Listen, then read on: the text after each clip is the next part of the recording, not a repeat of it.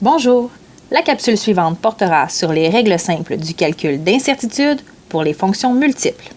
Dans le calcul d'incertitude, on peut diviser toutes les fonctions différentes en 4 types d'opérations, chacune d'entre elles ayant une règle simple du calcul d'incertitude. Pour les additions et les soustractions, on doit additionner les incertitudes absolues. Pour les multiplications et les divisions, on doit additionner les incertitudes relatives. Pour une multiplication par une constante, l'incertitude absolue est multipliée par la constante. Et pour les exposants, l'incertitude relative est multipliée par l'exposant. Lorsque plusieurs types d'opérations se mélangent, il faut procéder par étapes. La première étape est de diviser la fonction en blocs ne contenant qu'un seul type d'opération.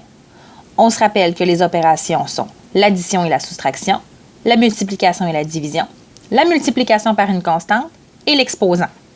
Dans l'équation qui nous concerne, on distingue 3 types d'opérations: l'exposant, la multiplication par une constante et la multiplication-division. La deuxième étape consiste à nommer nos blocs avec des nouvelles lettres. Pour l'exposant, on utilisera X. Pour la multiplication avec une constante, on utilisera Y. Et notre bloc final, on va pouvoir le laisser A. Pour la troisième étape, on écrit la règle simple du calcul d'incertitude pour chacun de nos blocs. La dernière étape consiste à regrouper en une seule équation ne contenant que les lettres de départ. Donc, on va utiliser la méthode de substitution pour faire disparaître le X et le Y. On obtient donc l'équation suivante. Cette équation vous permet d'obtenir l'incertitude relative de A, et si vous voulez avoir son incertitude absolue, on fait ceci. Avec ces 4 étapes, vous êtes en mesure de faire le calcul d'incertitude de n'importe quelle fonction multiple. Faisons ensemble un dernier exemple. Décomposons la fonction suivante en blocs d'opérations. On trouve l'addition, l'exposant, la multiplication par une constante, et notre bloc final consiste en une division. Maintenant, on nomme nos blocs et on écrit leur équation.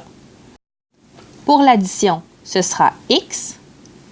Pour l'exposant, ce sera Y. Pour la multiplication par une constante, ce sera Z. Et notre bloc final se nomme A. Maintenant, pour chacun de nos blocs, on va écrire la règle simple du calcul d'incertitude. Pour l'addition, pour l'exposant, pour la multiplication par une constante et pour la division. Maintenant, on va utiliser la technique de substitution afin de venir remplacer X et Z dans l'équation principale. On remarque que dans cette équation-là, il reste encore du Y. Y qui est une lettre qu'on a inventée pour un bloc. Il faudra donc utiliser une deuxième fois la méthode de substitution pour le remplacer. Notre calcul est maintenant terminé et on a une équation pour calculer l'incertitude relative de A.